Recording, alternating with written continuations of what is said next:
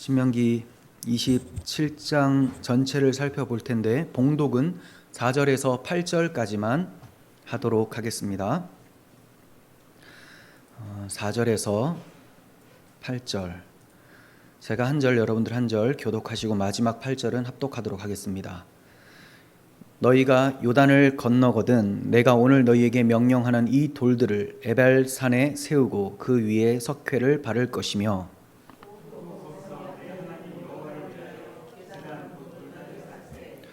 그것의 연장을 대지 말라. 너는 다듬지 않은 돌로 내 하나님 여호와의 제단을 쌓고 그 위에 내 하나님 여호와께 번제를 드릴 것이며 또 화목제를 드리고 거기서 먹으며 여호와께서 함께요. 너는 이 율법의 모든 말씀을 그 돌들 위에 분명하고 정확하게 기록할지니라. 아멘. 네, 오늘은 신명기 27장을 좀 살펴보도록 하겠습니다. 이 27장도 신명기에 상당히 중요한 장입니다.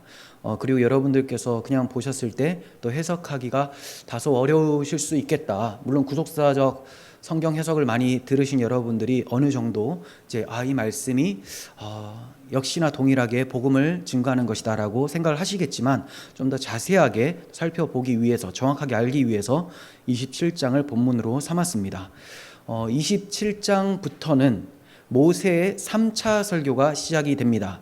모세의 설교 3편이 기록된 것이 신명기라고 말씀을 드렸죠. 이렇게 3차 설교가 시작되는 장이 27장이에요.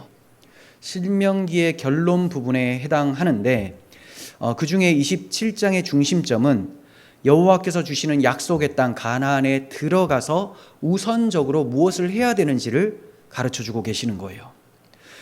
첫째 단원, 둘째 단원으로 나눌 수가 있는데 첫째 단원은 1절부터 8절까지 그리고 둘째 단원은 8절에서 마지막 26절까지로 나눌 수가 있습니다. 자, 그러면 내용 구성이 어떻게 되냐면 첫째 단락에는 약속의 땅에 들어가서 우선적으로 해야 될 일에 대해서 가르쳐주고 있는데 그것은 큰 돌을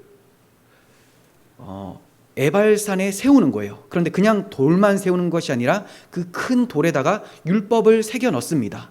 그리고 에발산에 세우게 돼요. 그리고 돌로 제단을 쌓으라고 합니다. 그러니까 율법 돌판도 새기고 또 돌로 만든 번제단도 세우라라고 말씀을 하십니다.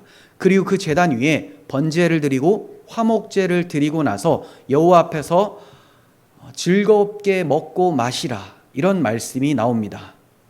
자, 이렇게 첫째 단락을 말씀하신 이유는 둘째 단락에 복과 저주가 선포되기 때문에 이 복과 저주를 받기 위해서 일단은 에발산에 그 돌판을 세우고 번제단을 세우라고 하는 거예요. 근데 이것뿐만이 아니라 다른 본문에서는 반대편에 있는 그리심산에는 이제 6지파가 올라가고 에발산에도 6지파가 올라가서 그러니까 12지파 이스라엘 12지파가 각 산에 반반씩 올라가서 에발산에는 저주가 선포되게 하고 그리심산에는 축복이 선포되도록 하라. 자, 그래서 앞단락에서는 이렇게 에발산에 돌비를 세우고 돌단을 세워라 이런 말씀이 나오고 후반부에는 복과 저주, 정확히는 저주가 선포되는 내용을 말씀을 하고 있는 것입니다. 자, 그러면 이제 처음부터 좀 살펴봅니다. 1절에서 2절을 보실 텐데 모세와 이스라엘 장로들이 백성에게 명령하여 이르되 내가 오늘 너희에게 명령하는 이 명령을 너희는 다 지킬지니라.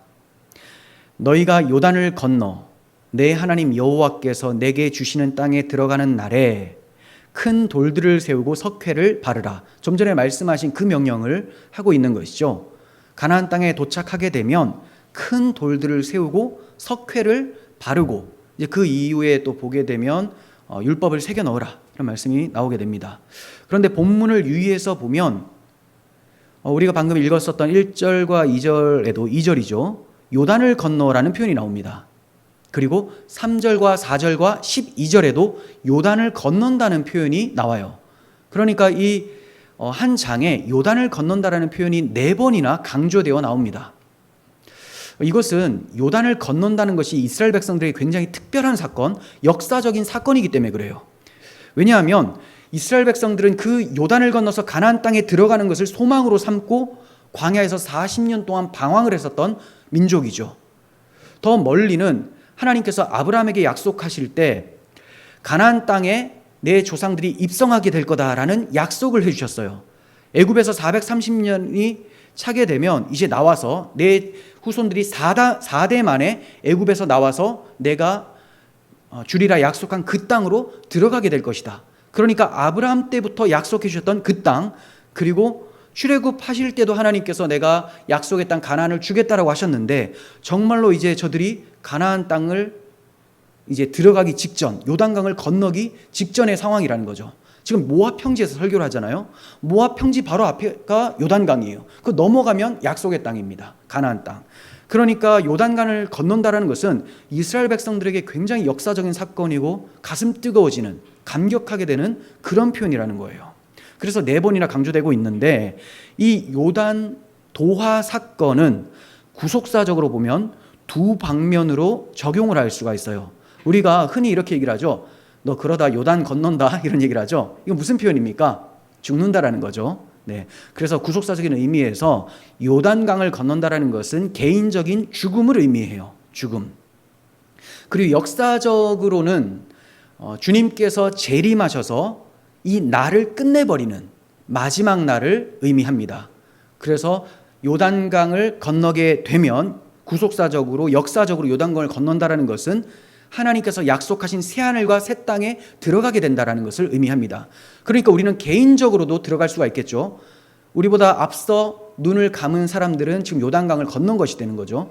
그리고 이제 우리가 나이가 들어서 또는 무슨 일로 인해서 또 눈을 감게 되면 요단강을 건너게 되는 거예요. 영적으로.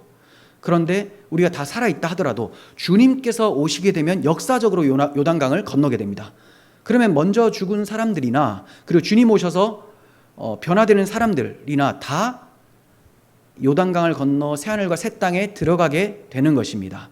자, 그러니까 이 요단강을 건넌다는 표현이 구약 이스라엘 백성들에게만 감격하게 되는 것이 아니라 신약을 사는 우리 성도들에게도 주님께서 우리를 그 영주할 처소로, 영원한 처소로 인도해 드리실 거라는 그 가슴 뜨거운 그런 말씀이 되어져야 되는 거예요. 자, 그래서 4번씩이나 요단을 건넌다는 표현으로 강조를 해주고 있는 거예요. 3절을 보시면 요단을 건넌 후에 이 율법의 모든 말씀을 그 위에 기록하라. 어디에요? 돌판에 기록하라는 거죠. 석회를 바른 그 돌판에 기록하라는 거예요. 그리하면 내 하나님 여호와께서 내게 주시는 땅, 곧 젖과 꿀이 흐르는 땅에 내가 들어가기를 내 조상들의 하나님 여호와께서 내게 말씀하신 대로 하리라. 네, 그러니까 요단을 건너서 율법 돌판을 잘 새겨서 세우게 되면 이제 약속의 땅에 들어가게 될 텐데, 약속의 땅에 들어간다는 것은 하나님께서 임기응변적으로 들어가게 해주신 것이 아니라 이미 한참 전부터 너희들 조상들에게 주셨던 약속을 이루시는 것이다. 이 점을 다시 한번 상기시킵니다. 그러니까 갑작스럽게 약속의 땅에 들어가는 것이 아니라 이미 하나님께서 조상들에게 약속하셨던 것을 신실하게 지켜 오셔서 집어넣어 주신다라는 거예요. 너희들이 얼마나 광야에서 많이 반역을 했느냐. 하지만 하나님은 너희들의 반역에도 불구하고 자기가 약속하신 것을 반드시 이루어 가시는 하나님이다. 이 점을 강조해 주고 있어요. 그래서 우리가 자주 신명기에 나타나는 표현이지만 내 조상들의 하나님, 자, 이것을 딱 대하게 되면 아브라함과 이삭과 야곱의 하나님으로 번역해서 읽어야 된다는 것을 말씀을 드렸죠. 또 아브라함, 이삭, 야곱의 하나님이라고 기록이 되면 이건 또 어떻게 번역해야 됩니까? 언약의 하나님, 언약을 이루시는 신실하신 하나님으로 번역해서 우리에게 적용시켜야 된다고 말씀을 드렸습니다. 하나님께서 아브라함과 이삭과 야곱이라는 이스라엘의 조상들에게 맺어주신 언약은 요약을 하면 3가지죠. 3가지. 기억하십니까? 아브라함 자손을 주겠다. 자손. 그리고 복을 주겠다. 누구를 통해서? 자손을 통해서 복을 주겠다. 그런데 이 자손이 태어날 땅이 필요하죠. 그래서 땅을 주겠다라는 거예요. 이스라엘 백성들이 약속의 땅을 차지하게 되는 것은 그들이 잘나서 차지하는 게 초점이 아닙니다. 앞으로 아브라함의 자손으로 오실 메시아 예수 그리스도께서 팔레스타인 땅에서 나게 하실 것을 하나님께서 미리 준비하고 계셨다는 것이죠. 그러니까 아브라함 자손으로 그리스도를 보내셔서 천하 만민이 구원의 복을 받게 하시려는 메시아 언약을 해주신 하나님을 기억하라.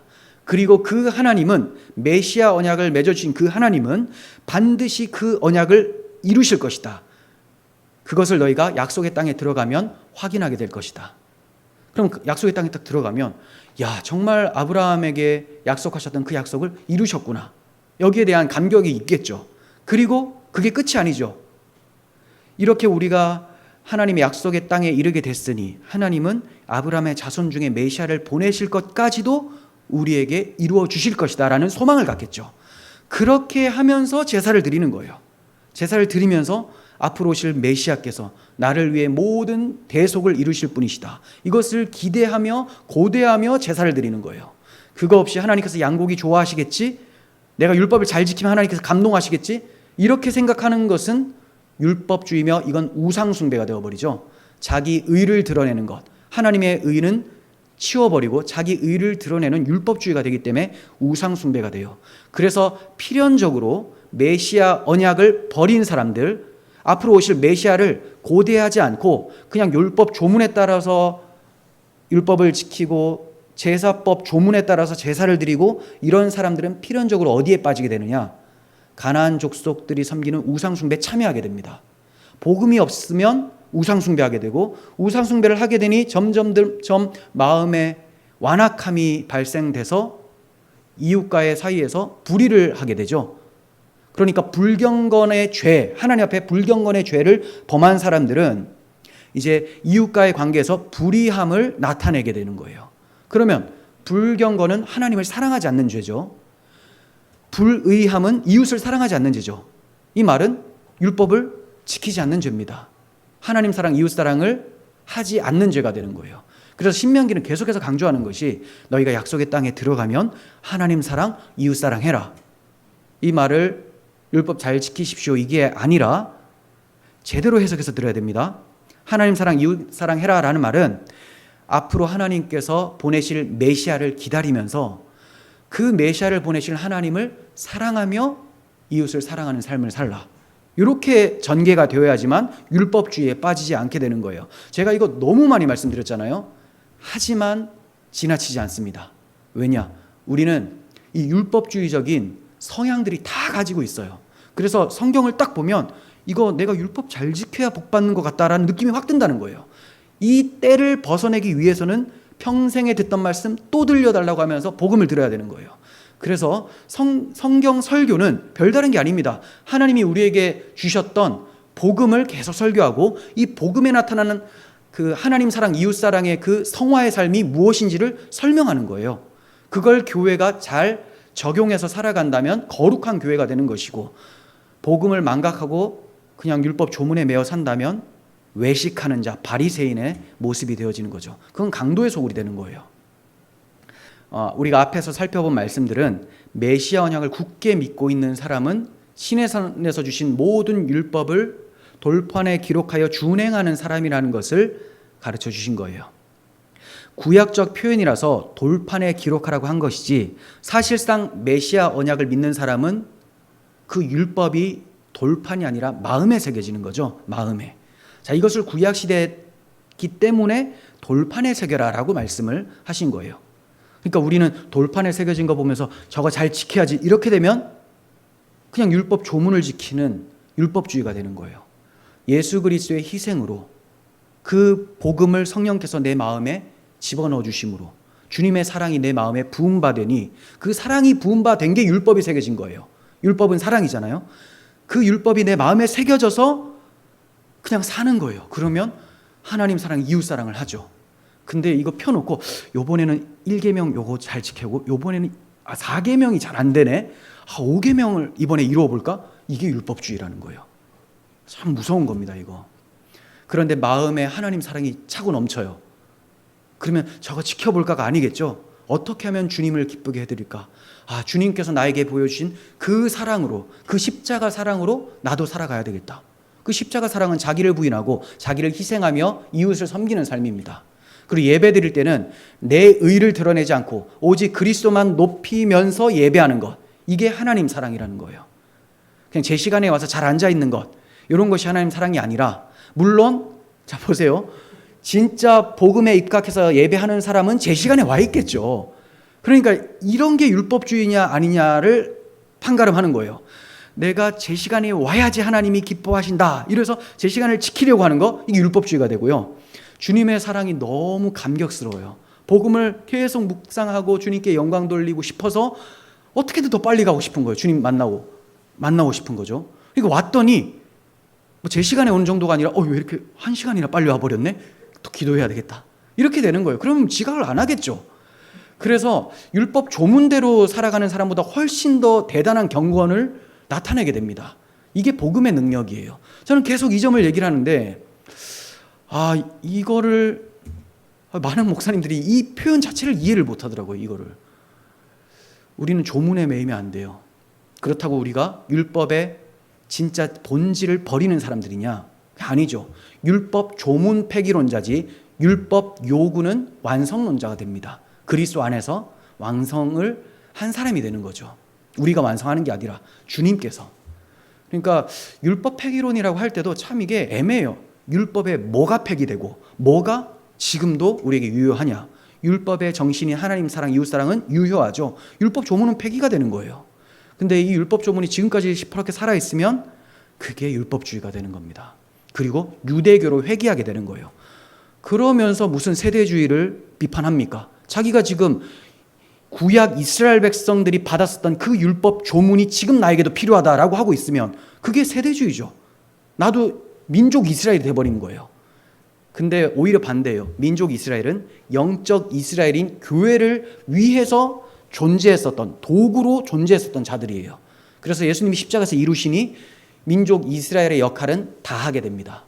근데 아직까지도 역할이 남았다라고 하는 것이 세대주의인데, 민족 이스라엘의 역할은 폐하여졌다, 이게 지금 개혁주의거든요. 그런데 그들이 받았던 율법은 그대로 온다. 이 말이 안 되죠. 그러니까 율법의 정신과 본질은 우리에게 이루어졌다, 이렇게 표현해야 되는 거예요. 율법의 요구가 이루어졌다, 요구. 4절에서 5절, 너희가 요단을 건너거든 내가 오늘 너희에게 명령하는 이 돌들을 에발산에 세우고 그 위에 석회를 바를 것이며 또 거기서 내 하나님 여호와를 위하여 제단 곧 돌단을 쌓되 그것에 쇠 연장을 대지 말지니라. 자, 율법 판만 세우는 것이 아니라 돌단을 세우라고 해요. 돌단. 근데 이 돌단은 번제를 드리는 단이에요. 번제.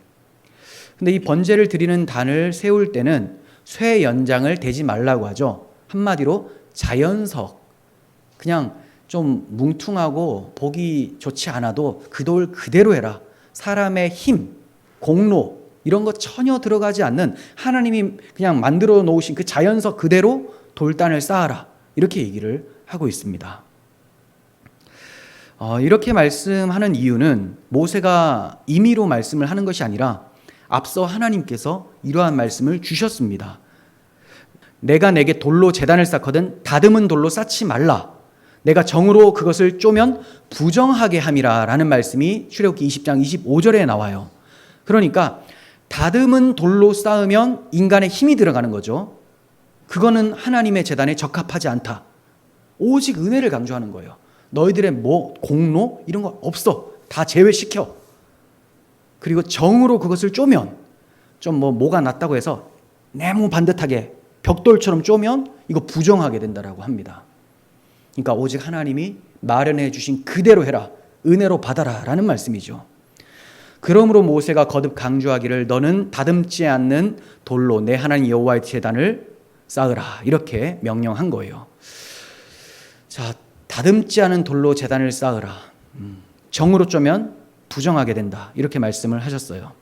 다듬지 않는 돌로 쌓은 그 제단과 제물은 그리스도께서 하나님의 엄중한 저주의 십자가를 홀로 담당하실 것의 예표였기 때문에 손대지 말라, 이렇게 말씀하시는 거예요. 예수님이 십자가에 달리실 때 아무도 예수님 편이 없었죠. 다 도망가 버렸죠. 함께 달려서 그 고통을 분담한 사람이 아무도 없습니다. 왜 그럴까요? 인간 중에는 하나님께 구원받을 때 하나님 나 이거 했습니다라고 내놓을 것이 아무도 없다라는 거예요. 아무것도 공로가 없다. 오직 은혜다. 그리스도께서 홀로 이루신 그 은혜를 받아라. 이것을 나타내기 위해서 정으로 쪼면 안 되고 다듬은 돌로 쌓으면 안 된다라고 말씀을 하신 거죠. 만약에 다듬은 돌로 쌓는다, 정을 쫀다라고 하면 오직 그리스도 홀로 이루신 복음에다가 뭐를 더하게 되는 거예요. 인간의 공로. 이게 자유주의 신학이에요. 이게 이단 신학입니다. 그래서 정으로 쪼면 부정하게 된다라고 말씀을 하셨던 거예요. 자, 이처럼 다듬지 않은 돌로 제단을 쌓아야만 오실 메시아의 구속을 믿는 믿음으로 행하는 것인데, 여기다가 인간의 힘과 노력으로 공로를 더하게 되면 반역자의 우상숭배 신앙이 됩니다. 자, 이런 우상숭배 신앙을 보여준 것이 창세기 11장의 바벨탑 사건이에요.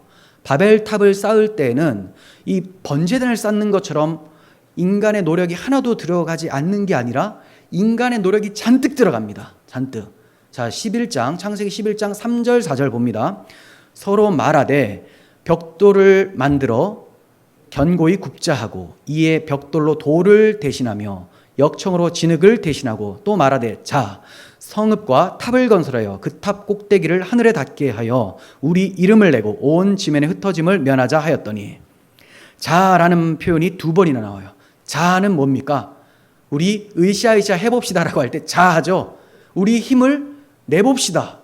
하나님의 은혜만이 아니라 우리의 힘으로 흩어짐을 면해봅시다.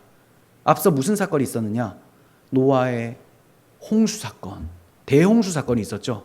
하나님이 심판을 하더라도 우리 힘으로 탑을 높이 쌓아서 하나님의 심판에서 멸망하지 않도록 구원해보자. 우리 힘으로.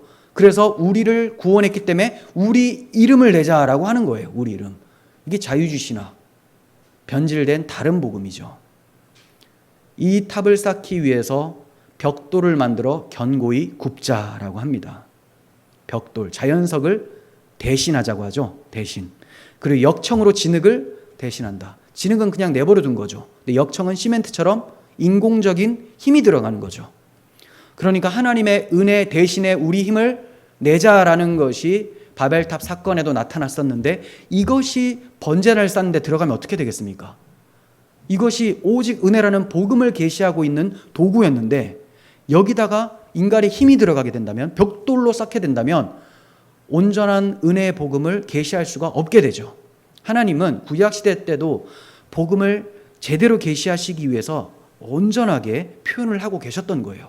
근데 여기에다가 뭘 넣자, 깎자 이렇게 하면 그리스도의 홀로 이루신 대속의 은혜가 무너지게 되는 것이죠.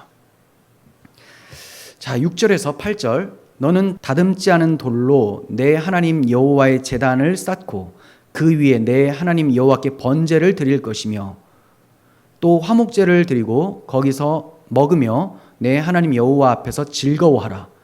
너는 이 율법의 모든 말씀을 그 돌들 위에 분명하고 정확하게 기록할지니라 라고 말씀을 합니다.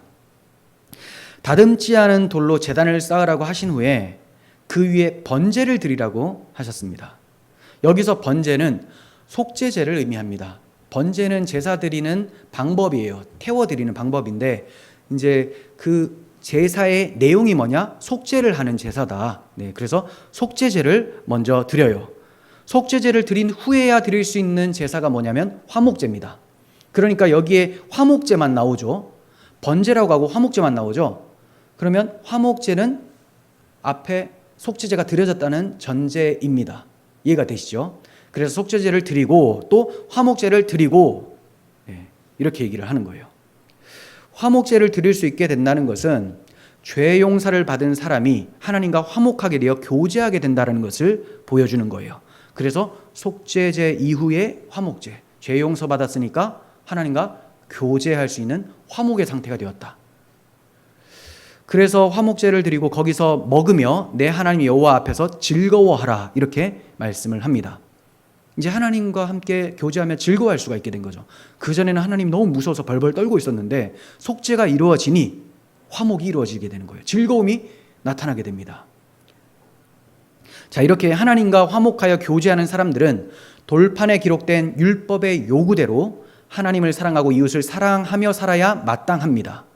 그렇죠? 하나님과 화목하게 됐는데 하나님이 기뻐하시는 뜻을 행하지 않는다는 것은 어폐가 있겠죠. 죄 용서를 받고 하나님과 화목하게 되는 교제 회복이 일어났는데 그 교제가 바로 하나님을 사랑하고 하나님이 우리를 사랑하고 이런 관계인데 하나님을 사랑하라는 율법을 지키지 않는다는 것은 모순이 되겠죠. 그래서 복음을 받은 사람들은, 죄 용서를 받은 사람들은 반드시 하나님을 사랑하게 됩니다. 그리고 하나님을 사랑하는 사람은 하나님이 사랑하는 그 사람들을 사랑하며 살게 돼요. 하나님과의 교제 방식이 바로 사랑의 교제예요. 그래서 8절에서는 너는 이 율법의 모든 말씀을 그 돌들 위에 분명하고 정확하게 기록할지니라, 이런 말씀이 나오는 거예요. 번제를 드리고, 속죄제죠, 화목제 드리고 즐거워하고 나서 그 다음 율법의 말씀을 정확하게 기록해라. 왜냐? 이게 너희들이 하나님과 화목하게 되었으니 살아가는 방식이야. 율법은 하나님과 함께 살아가는 방식입니다. 율법을 지켜서 구원을 받는 게 아니라 구원을 받은 자가 하나님과 함께 교제하는 방식이 율법이에요. 그 율법은 조문을 얘기를 하는 것이 아니라 하나님 사랑, 이웃 사랑을 얘기를 하는 거예요. 물론 이스라엘 백성들에게는 조문이 포함됩니다.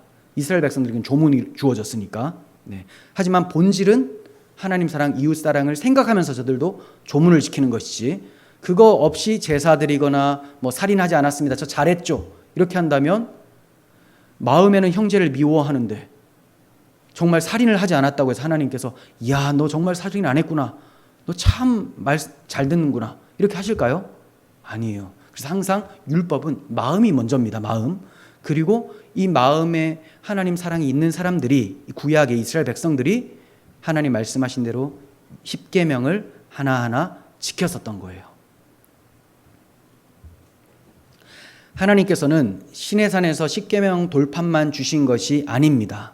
성막식양을 받죠. 성막식양을 받았다라는 것은 뭘 받았다란 말이에요? 십계명이라는 율법 외에도 제사법이라는 율법을 받았다라는 거예요. 성막은 제사 지내는 장소잖아요. 제사를 통해서 하나님과 함께한다라는 하나님의 집을 나타냅니다. 그러니까 십계명만 받으면 다 그냥 심판이에요. 이스라엘 백성들 약속의 땅에 못 들어갑니다. 근데 저들이 들어갈 수 있는 이유가 뭐냐? 성막 식양을 함께 받았으니까, 제사법을 받았으니까. 그러니까 오늘 본문에서는 돌단을 세우고 거기에 십계명 기록하라고 하죠. 율법을 기록하라. 그리고 거기다가 돌제단, 번제단을 쌓으라고 한 거예요. 이게 성막 식양입니다. 네. 그래야지만 하나님과 화목할 수가 있다. 자, 그리고 9절에서 10절, 모세와 레위 제사장들이 온 이스라엘에게 말하여 이르되 이스라엘아 잠잠하여 들으라. 오늘 내가 내 하나님 여호와의 백성이 되었으니 그런즉 내 하나님 여호와의 말씀을 청종하여 내가 오늘 내게 명령하는 그 명령과 규례를 행할지니라. 이스라엘 백성들이 왜 율법을 지키며 살아야 됩니까? 방금 읽은 말씀에 나와 있어요. 왜 율법을 지키며 살아야 됩니까? 오늘날 내가 여호와의 백성이 되었으니, 그렇죠? 율법 잘 지키면 하나님 백성 되게 해주시겠다? 이거 아니죠. 하나님 백성이 되었으니, 어떻게 하나님 백성 되었습니까? 너희를 속량하여 내 백성으로 삼고, 네, 유월절 어린 양의 피로 속량함을 받았으니, 피로 하나님의 구원받은 백성이 되었으니 하나님을 사랑하라는 율법의 요구대로 살라. 네, 이건 결코 무거운 짐이 아니죠. 그 사랑을 받았으니 결코 무겁지가 않습니다. 근데 그 사랑을 받지 못한 사람들은 무거워요. 자기가 하나도 사랑하지 않는 사람, 그 사람이 뭔가 내가 이거 너무 좋아하는데 이거 좀 해줄래 해요. 하기 싫죠. 사랑하지 않는데 저거 해야 되나? 그래 하면서 막 해요. 또 해줘 하면 막 짐이 막 쌓여요. 근데 내가 너무 사랑하는 사람, 나에게 사랑을 너무 많이 준 사람, 그래서 내가 그 사람을 너무 사랑해요. 근데 내가 이거 너무 내가 이거 너무 좋아하는데 이것 좀 해줄래요? 사랑하는 아내가 이렇게 얘기해요. 그러면 말 안 해도 하려고 했어. 이렇게 되겠죠. 아닌가요? 그렇게 해야 돼요. 근데 그게 사랑하는 관계입니다. 네, 사랑은 짐을 지우지 않아요. 무거운 짐을 내려놓게 만들고 넉넉하게 기쁨으로 하나님의 뜻을 행하게 만듭니다. 그래서 계속 우리가 주님 나라 갈 때까지 주님이 나에게 어떠한 사랑을 베풀어 주셨는지 이거를 계속 배우는 거예요. 네. 자, 이렇게 하나님의 말씀대로 순종해야 될 당위성을 말씀하신 후에 어린 양의 피로 속량을 받았으니 율법 지키라 했잖아요. 순종해야 될 당위성을 말씀하신 후에 복과 저주를 선포해 주시기 위해서 6지파씩 나뉘어서 2개의 마주보는 산으로 올라가라 이렇게 말씀하세요. 자, 마주보는 산이에요. 그리심산과 에발산이 나옵니다. 자, 11절에서 13절 봅니다.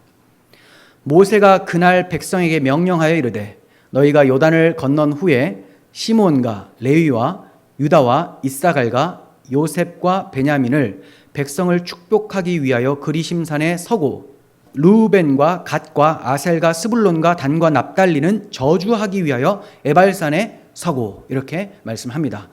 이쪽 지파는 착해서 축복에 서고 이쪽 지파는 못돼서 저주의 산에 서고 이런 건 아니에요. 하나님께서 보세요. 똑같이 6지파 나눠서 올려보냈죠. 이쪽 지파들에게는 복, 이쪽 지파들에게는 저주. 그러니까 이스라엘에게 하나님이 저주와 복을 나뉘어서 선포를 하고 있는데 그 이유가 뭔지 우리가 좀 살펴봐야 되겠죠. 하나님께서는 이미 11장 29절을 통해서 그리심산에서는 축복이 선포되고요, 에발산에서는 저주가 선포된다고 말씀하셨어요. 이 두 산은 가나안 중심부인 길갈 맞은편 모래 상수리 나무 곁에 위치해 있으면서 비슷한 높이로 마주보고 있었습니다. 높이도 비슷하니까 정상에 올라가서 보면 서로 이제 보이게 되는 거죠. 그러므로 복과 저주 두 길 중에 어느 쪽을 택할 것인가를 가장 실감나게 보여주는 산이기 때문에 하나님께서 그 위로 올라가라고 하신 거예요. 자, 어떤 길을 택할 것이냐? 자, 그리고 15절에서 25절까지 12가지 저주받을 항목에 대해서 말씀하십니다. 그러니까 에발산에 올라간 사람들이 받게 될 저주의 항목들, 에발산에 올라간 사람들을 하나님은 죄인들로 정하신 거예요. 죄인들. 그래서 죄인들은 저주를 받게 되는데 이 죄목들은 12가지다라는 것을 보여주는 거예요. 물론 뒤에도 말씀드리겠지만 죄목이 12가지 이상이죠. 우리가 짓는 죄가 12가지 뿐입니까? 그런데 대표적으로 이러한 죄들을 나열하시면서 이 죄인들은 저주를 받아 마땅하다. 이것을 가르쳐주고 계세요. 그게 15절부터 25절까지입니다. 자, 이 15절부터 25절까지 하나씩 살펴보지는 않겠는데 크게 4가지로 나눌 수가 있어요. 첫 번째는 15절인데 우상숭배입니다. 우상숭배는 불경건한 죄라고 말씀을 드렸죠. 불경건은 하나님 앞에서 죄예요. 하나님 앞에서 직접적으로 짓는 죄, 불경건.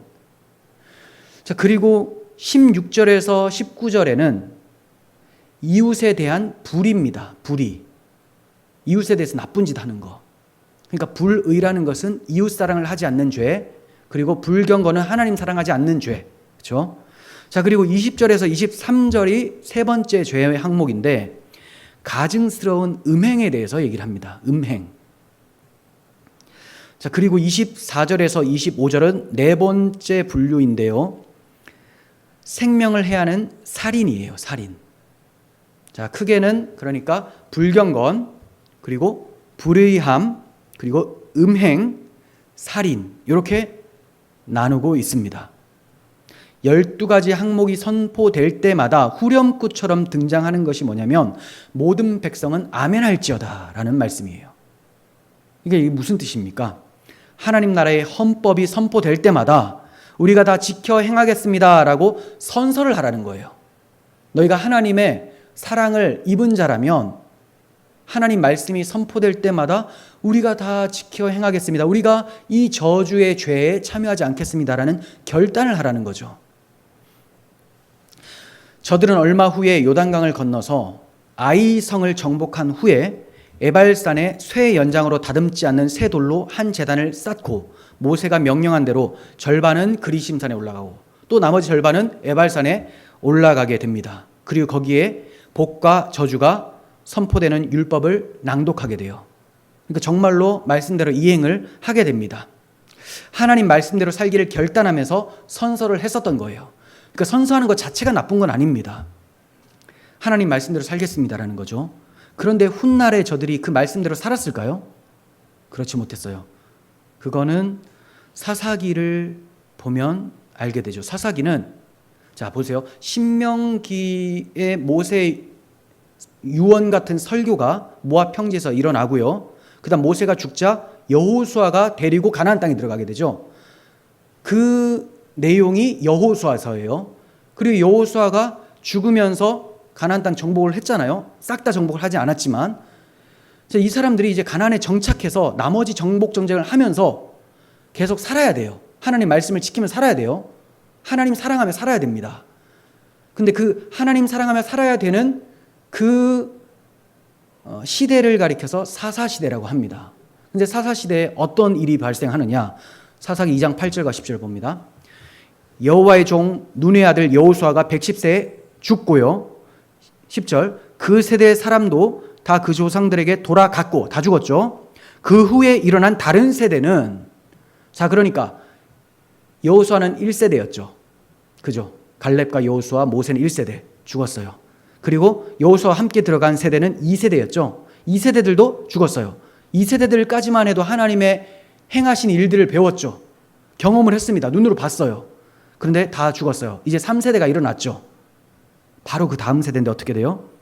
여호와를 알지 못하며 여호와께서 이스라엘 위하여 행하신 일도 알지 못하였더라. 이렇게 돼버려요. 무엇의 실패입니까? 가나안 정복 전쟁을 제대로 하지 않은 피 흘리기까지 싸워서 악한 사상들 몰아내지 못한 죄 그리고 하나님의 복음 하나님이 우리에게 무슨 일을 해주셨는지 하나님이 어떠한 분인지를 제대로 교육하지 않은 양육하지 않은 죄 그러니까 우리 교회들에게 적용한다면 자녀들에게 복음을 전하지 않고 양육하지 않은 죄 그리고 이 세대의 잘못된 문화와 법 제정들 그리고 이념들 사상들 이런 것들로 인해서 복음을 지키기 위해 치열하게 싸워야 되는데 그냥 싸우지 않아서 다른 복음으로 변질되어 버린 죄라는 거죠. 사사시대가 이런 시대였어요. 그렇게 우리가 하나님 말씀대로 살겠습니다. 우리가 살지 않으면 저주받는 것이 명백합니다라고 고백을 했는데 저주받는 상태에 놓여버린 거예요. 저들이 가나안 족속들 사이에 거주하면서 서로 통혼도 하게 되고 통혼할 뿐만이 아니라 그들이 섬기고 있는 신들까지 섬기게 되었습니다. 그래서 하나님께서 진노의 회초리를 드셔서 가나안 족속들에게 공격해라. 미디안 족속들에게 공격해라. 그리고 여러 이방 족속들이 공격해라라고 해서 엄청나게 얻어 터지게 만들어 버리시는 거죠. 네. 자, 12항목 중에 마지막 조항은 이렇게 마칩니다. 26절 이 율법의 말씀을 실행하지 아니하는 자는 저주를 받을 것이라 할 것이요 모든 백성은 아멘 할지니라. 자, 이처럼 27장은 저주를 선포함으로써 마치고 있습니다. 자, 이것만 보면 굉장히 비참해 보이죠. 야, 복이 선포되면 마치면 얼마나 희망찰까. 근데 저주가 선포되면서 마치니까 좀 우울합니다. 그러나 우리는 하나님의 백성에게는 저주가 끝이 아니라는 것을 알아요. 문자적으로만 보면 자기 행위로 복을 받거나 저주를 받게 된다라고 말씀하는 것 같아요. 하지만 행위로 보면 모두가 다 저주 아래 있게 되죠. 그러면 하나님께서 자기 백성들을 사랑하시는데 자기 백성에게 저주를 내리시려고 27장을 기록하셨을까요? 그게 아니에요. 우리 눈으로 볼 때는 저주인 것 같지만 영적인 의미, 구속사적인 의미를 우리가 발견하게 된다면 역시 하나님은 자기 백성을 끝까지 사랑하셔서 27장을 기록해 주셨구나. 이걸 발견하게 된다는 거예요. 그게 뭡니까? 저들이 하나님을 사랑하지 않아서 받아야 될 에발산 저주를 하나님 아들께서 대신 감당하게 하실 것을 말씀하신 거예요. 그래서 에발산에 번제단을 쌓으라고 하는 겁니다. 그 번제단이 왜 쌓입니까? 그렇지 않고 그냥 번제단 없이 저주를 선포하라 하면 이스라엘 백성들 다 저주 아래 놓이게 됩니다. 근데 제단을 거기다 쌓으래요. 너희들이 받아야 되는 번제단에서 내 아들을 내가 잡겠다라는 거예요. 그러니까 보세요. 그리심산에서 6지파가 복을 받아요. 에발산에서 저주를 받습니다. 그리심산에 올라간 사람들은 율법의 행위로서 자기가 복받은 자들입니까? 그게 아니에요. 이스라엘 백성들은 사실상 에발산에 올라가서 다 저주받아 마땅한 자들인데 하나님께서 거기다 번제단을 세우심으로, 즉 하나님의 아들을 제단 위에 세우셔서 심판하심으로, 대신 심판받게 하심으로 이 저주받을 자들이 그리심산에 복을 받게 된다라는 것을 보여주는 거예요. 그래서 복과 저주의 산을 나누어 버리신 것이고, 자, 이 복과 저주라는 두 길 사이에 너희는 무엇을 택하겠느냐? 이게 무슨 말입니까? 너희가 율법 지켜 의를 얻으려고 한다면 저주 아래 있게 된다. 하지만 그리스도의 대속을 의지한다면, 번제단을 붙잡는다면 너희는 그리심산에 복을 받게 된다. 복과 저주는 그리스도 안에 있느냐 그리스도 밖에 있느냐로 나뉘어지는 것이지 내가 율법 잘 지켜서 나뉘어지는 것이 아니라는 거예요. 이해가 되십니까? 복과 저주 두 길은 그리스도의 길로 행하느냐, 나는 길이다라고 하셨어요. 내가 길이다. 좁은 문, 좁은 길이라고 하셨어요. 그 길이 생명의 길입니다. 십자가로 나아가는 길, 십자가 지고 살아가는 그 길이 복받는 길이고, 많은 사람들이 찾는 넓은 길, 율법 지켜서 자기의 도덕성으로 구원받으려고 하는, 이거는 저주를 받게 된다는 것을 말씀을 하고 있는 거예요. 그래서 좁은 길, 좁은 문으로 들어가는 사람들은 생명의 길, 복받는 사람들이고, 넓은 문은 찾는 사람들이 많지만 결국 그 필경은 사망의 길이다라고 말씀을 하고 있죠. 십자가를 어떻게 대하느냐에 따라서 복과 저주가 나눠집니다. 여러분 앞에 십자가가 서 있습니다. 여러분은 이 십자가를 어떻게 하겠습니까? 눈물을 흘리며 회개하며 이 십자가 나의 십자가입니다라고 믿음의 여러분들은 복받는 길에 서게 되는 것이고, 십자가에 저주받은 예수처럼 되지 않고 내 힘으로 저주를 피해 보겠다라고 한다면 반드시 망하게 된다는 거예요. 신명기 27장은 그 점을 말씀하고 있었던 거예요. 그래서 우리가 신명기 27장을 보실 때 주목해야 할 점이 있어요. 율법을 기록한 돌들이 에발산에 세워졌다는 것 주목해야 되죠. 에발산에 하나님의 공의를 나타내는 율법이 세워졌다. 그런데 이것만 주목해서는 안 됩니다. 시내산에서 10계명만 받은 것을 주목한다면 소망이 없죠. 마찬가지로 에발산에서 율법이 세워진 것만 주목한다면 소망이 없어요. 에발산에는 사람이 손대지 아니한 돌로 쌓은 제단, 번제단이 세워졌다는 것, 이것도 기억해야 돼요. 그리고 27장에는 복에 대해서는 한마디 선포되지 않고 저주만 12번이나 퍼부어지고 있다는 사실을 주목해야 됩니다. 이것을 통해서 율법 앞에 서 있는 모든 인간은 다 죄인으로 하나님의 저주만 받아야 될 비참한 존재들이다. 이걸 먼저 폭로하시는 거예요. 그래서 갈라디아서 3장 10절에 무릇 율법 행위에 속한 자들은 저주 아래에 있나니 기록된 바 누구든지 율법책에 기록된 대로 모든 일을 항상 행하지 아니하는 자는 저주 아래 있는 자라 하였음이라.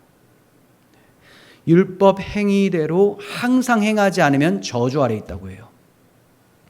그러니까 뭐 얼만큼 지키니까 하나님이 인정해 주신다 이게 아니에요. 평생. 그런데 인간이 영원히 삽니까? 죄인이기 때문에 영원히 살 수가 없어요. 그럼 영원히 못 지키는 겁니다. 그러니까 우리가 뭐 100개를 지켰는데 하나를 못 지키면 이런 게 아니라 그냥 못 지키는 존재라는 걸 드러내는 게 율법의 역할이에요. 계속 사는 사람만 율법을 계속 지킬 수가 있어요. 그 사람이 누구냐? 에덴 동산에서 범죄하지 않았을 아담이죠. 아담이 범죄하지 않았을 때만 생명이 있기 때문에 계속 하나님을 섬기면서 사랑하면 계속 살게 돼요. 근데 에덴 동산에서 그걸 실패했죠. 못했죠. 근데 범죄한 후에 타락한 죄인이, 목숨이 한시적인 죄인이 어떻게 갈라디아서 3장 10절처럼 모든 일을 항상 행하지 아니하는 자는 저주 아래 있는 자라라고 했는데 이걸 피할 수 있습니까? 살다 보면 죽는데 죽으면 율법 못 지키잖아요. 살아있을 때도 못 지켰다는 증거예요. 그게. 죽게 되는 모든 사람은 율법 앞에서 죄인이라는 걸 드러내는 거지, 율법을 잘 지켜봐라, 근데 네가 못 지키지, 예수가 대신 지키러 왔다, 이런 게 아니에요. 이게. 자, 그런데 이것만 드러내시려는 게 아니죠. 27장을 통해서 번제단에 세워진 곳은 복을 선포하는 그리심산이 아니라 번제단이 세워진 곳은 복을 선포하는 그리심산이 아니라 율법이 세워지고 저주가 선포되는 에발산이었다라는 거예요. 갈라디아서 3장 13절 봅니다. 그리스도께서 우리를 위하여 저주를 받은 바 되사 율법의 저주에서 우리를 속량하셨으니 기록된 바 나무에 달린 자마다 저주 아래 있는 자라 하였습니다. 나무에 달린 자, 십자가. 이 십자가가 신명기 27장으로 오면 번제단이 되죠. 네. 그러니까 갈라디아서 3장 10절과 13절은 돌판 앞에 있으면 다 저주받은 바 되는 것인데, 번제단, 십자가에 달린 예수 그리스도, 갈라디아서 3장 13절, 이 예수의 속량으로 너희가 그리심산의 복을 받게 됐다, 이걸 가르쳐 주는 거예요. 그러니 우리가 27장을 보면서도 하나님이 우리를 이처럼 사랑하셨다는 것을 볼 수가 있게 되죠. 그거 안 보이면 어떻게 됩니까? 야, 우리가 예수님을 믿었지만 율법 안 지키면 하나님이 저주하신대. 뭐 이상한 구원이 되는 거예요. 이게 뭡니까? 구원은 받았지만 구원이 취소된다, 이런 소리를 하게 되는 거죠. 뭡니까? 변승우 목사라는 그런 사람이 구원은 취소될 수 있다, 뭐 이런 것처럼. 그 사람뿐만이 아니에요. 엄청 많아요, 그런 사람들이. 왜냐? 구속사로 성경을 구약을 해석을 못하니까 그런 소리를 하게 되는 거죠. 이 봐라, 예수 믿어도 이스라엘 백성들이 구원 받았지만 저주를 받지 않냐. 이 저주를 예수님께로 쏟아붓는다는 것이 27장인데 거기까지 보지 못하고 문자로 보니까 그냥 이게 저주 아래 놓이게 되는 거예요. 그러므로 우리가 율법 돌판이 세워졌으니 잘 지켜 행하십시다 라고 돌판에 머물러 있을 것이 아니라 십자가라는 번제단 앞으로 나아가야 됩니다. 그곳에는 우리의 창조주이시며 구속주이신 그리스도께서 계시는 거예요. 그분만이 우리의 소망이십니다. 12가지 저주받을 죄의 항목을 통해서 신약에 우리는 어떤 교훈을 받을 수가 있을까요? 자, 4가지로 제가 나눴다고 말씀을 드렸죠. 그 중에 이제 3가지만 좀 말씀을 드릴게요. 우상 숭배는 복음을 망각하고 자기 중심적인 기복 신앙에 빠지는 것을 말씀하신 겁니다. 우상 숭배라는 것은 복음을 망각하고 자기 중심적 기복 신앙에 빠지는 것, 이웃의 경계표를 옮기는 것, 그러니까 이웃의 땅을 침범하고 맹인에게 길을 잃게 하는 것, 이 불의함, 이것은 하나님의 말씀을 가감하고 곡해해서 성도들을 구렁텅이에 빠지게 만드는 거예요. 이웃사랑을 하지 않는 거죠. 이웃을 저주로 몰아넣는 겁니다. 자, 그리고 음란이라는 것은 사탄의 마지막 무기라고 할 수 있습니다. 베드로 사도는 겨우 피한 자들을 음란으로서 육체의 정욕 중에서 유혹하는도다, 이렇게 얘기를 해요. 겨우 피했어요. 그러니까 교리적으로도 잘 보수를 하고 있었고 여러 가지 잘 지켜 행했는데 음란에 넘어지게 만들죠. 그래서 이 음란이라는 것이 굉장히 무섭습니다. 복음을 전하면서도 우리가 항상 하나님 사랑 앞에 서 있지 못하고 십자가에 자신을 못 박지 않는다면, 정확하게는 십자가에 못 박힌 것을 인식하지 못하고 있다면 그 육체의 욕망이 살아나서 음행으로 행할 수가 있습니다. 그러니 이런 부분에서 주의를 해야 되는 거죠. 그리고 살인하지 말라, 이것까지도 또 굳이 말씀을 드린다면 우리가 이웃을 사랑하지 않고 미워하며 저들에게 다른 복음을 넘겨주거나 또 악한 행동을 하는 이 모든 것, 그리고 마음속으로 저 사람을 욕하는 것, 이 모든 것이 다 살인하는 행위라고 예수님께서 산상수훈을 통해서 말씀해 주셨어요. 자, 그러니까 우리는 복음을 받았으니 복음을 받은 대로 이웃을 사랑하는 자리로 가야지, 내가 저 친구를 입으로 욕은 하지 않았다, 그래도 내가 이 정도 잘 지키고 있는 거 아니냐, 이게 율법주의입니다. 내가 욕을 하지 않았어도 내 마음에 저 형제를 미워하는 것이 있다면 애통해야 돼요. 주님, 여전히 저의 이 죄악된 모습이 막 살아나고 있습니다. 죄의 십자가에 못 박힌 것을 다시 한번 기억하게 해주시고, 주님이 나를 어떠한 사랑으로 베풀어 주셨는지, 나처럼 원수 같은 자를 위해 친구라고 말씀하시면서 사람이 친구를 위해 자기 목숨을 버리는 것보다 더 큰 사랑이 없다고 말씀하신 십자가 사랑을 베풀어 주셨으니 제가 그 사랑을 힘입어서 저 형제를 용서하고 사랑할 수 있게 해주세요. 이 자리까지 나아가야지. 하나님, 저 그래도 입으로 욕하지 않았는데요? 이게 뭐예요, 이게? 얼마나 미천한 율법 조문 지키는 겁니까? 그러니 제가 지금 요구하는, 사실 하나님이 요구하는 거죠. 하나님이 요구하는 성화는 엄청나게 높은 거예요. 근데 이 엄청나게 높은 것을 부담스럽지 않게 받을 수 있는 유일한 비결이 복음에 충만한 겁니다. 그걸 성령 충만이라고 해요. 성령께서는 복음을 적용시켜 주시는 분이니까. 그래서 우리가 복음으로 충만하다면 복음대로 살게 되겠죠. 그것을 성령의 통치를 받는 삶이라고 해요. 그걸 성화되었다라고 표현을 하는 겁니다. 여러분, 어떻게 죄가 12가지 뿐이겠습니까? 타락한 인간은 숨 쉬는 것부터가 자기를 사랑해서 숨을 쉽니다. 그래서 숨 쉬는 것부터가 죄예요. 행하는 모든 것이 다 죄가 됩니다. 하지만 이렇게 수많은 죄가 있다 하더라도 성경은 크게 둘로 죄를 나누고 있어요. 불경건과 불의함. 하나님의 진노가 경건하지 아니함과 불의에 대하여 하늘로부터 나타난다고 바울은 로마서에서 말씀을 했습니다. 하나님을 사랑하지 않은 죄, 이웃을 사랑하지 않은 죄를 의미하는 거죠. 율법을 어긴 죄예요. 그러나 십자가에서 예수님께서 하나님 사랑, 이웃 사랑을 이루어 주셨습니다. 이 대속의 은혜가 우리에게 임했어요. 그러므로 더 이상 정죄의 두려움 없이 주님이 주신 그 사랑으로 하나님을 사랑하고 이웃을 사랑하며 살아가면 되는 거예요. 정죄의 두려움이 없습니다. 그러므로 이제 그리스도 예수 안에 있는 자에게는 결코 정죄함이 없으니 생명의 성령의 법이 죄와 사망의 법에서 우리를 해방하였습니다. 죄와 사망의 법이 율법 조문을 지키는 법이에요. 이스라엘 백성들이 하나님의 뜻은 모르고 율법 지키면 구원받는다고 생각을 했어요. 그게 죄와 사망의 법입니다. 그런데 율법의 진짜 의미가 어디에서 나타났습니까? 십자가죠. 십자가를 적용시켜 주시는 분이 성령님이에요. 그래서 생명의 성령의 법이라는 것은 십자가의 사랑의 법이에요. 성도는 사랑에 이끌려 사는 것이지 문자에 이끌려 사는 사람이 아닙니다. 그러면 죄와 사망의 법에 빠져서 정죄함 받습니다. 제가 자유하시라라고 하는 것은 죄를 지어도 됩니다, 이런 게 결코 아니죠.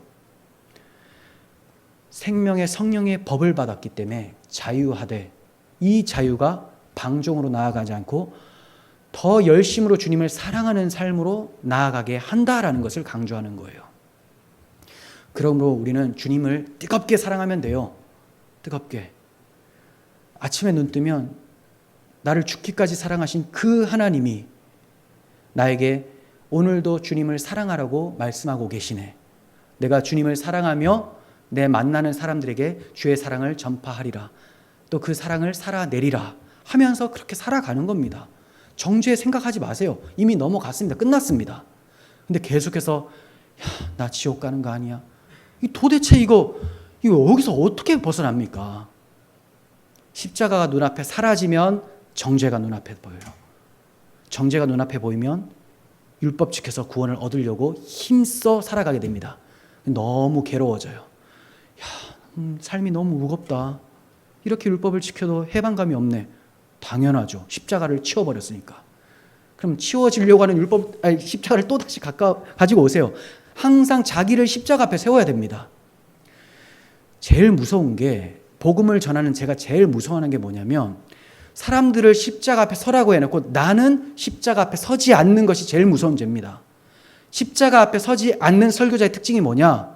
자기를 자랑하게 돼요.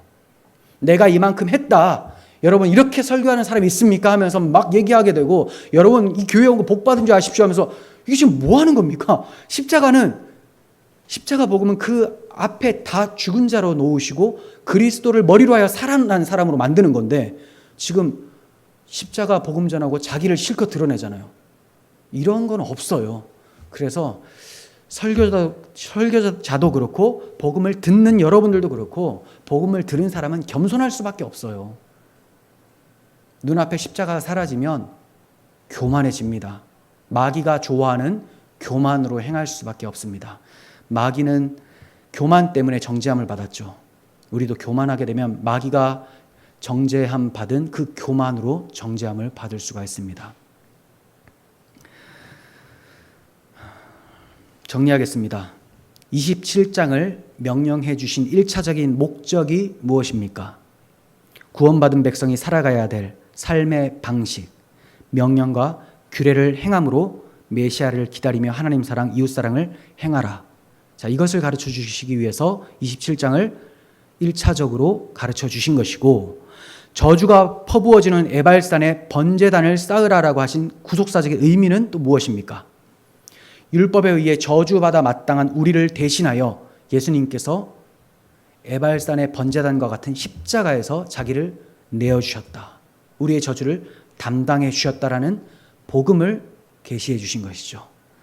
그리고 선포된 12가지 저주의 항목이 신약의 우리 성도들에게는 어떻게 적용이 됩니까? 경건치 아니함과 불의함을 경계하고 우리 대신 에발산의 저주를 받으신 그리스도의 사랑을 의지하여 하나님을 사랑하고 이웃을 사랑하는 경건함과 의로운 삶으로 살아가라. 이런 명령을 27장은 우리에게 말씀하고 계신 것입니다. 이렇게 주님 뜻대로 지어져가는 우리가 되었으면 좋겠습니다. 기도하겠습니다. 하나님 아버지, 감사합니다. 우리의 마음에는 계속해서 그래도 내가 살았는데, 내가 뭔가 할 수 있는데, 내가 율법을 지켜서 내가 무엇을 해서 하나님을 감동시킬 수 있는데 라는 생각을 하게 됩니다. 하나님, 이러한 모든 생각들을 십자가에 못 박게 해주시고 그리스도의 십자가를 붙잡을 때 주께서 우리 가운데 행하시며 살려놓으신 우리를 통하여서 주님의 열심을 나타내게 하여 주실 줄을 믿습니다. 그 열심이 바로 계명을 지키는 삶으로, 하나님 사랑, 이웃 사랑을 하는 삶으로 이끌어 가실 줄을 믿습니다. 그렇게 하나님만 사랑하며 주 예수 그리스도만 높이며 정죄함 없이 자유함 속에 하나님 섬기며 사는 저희들 되게 하여 주시옵소서. 우리 구주 예수 그리스도의 이름으로 기도합니다. 아멘.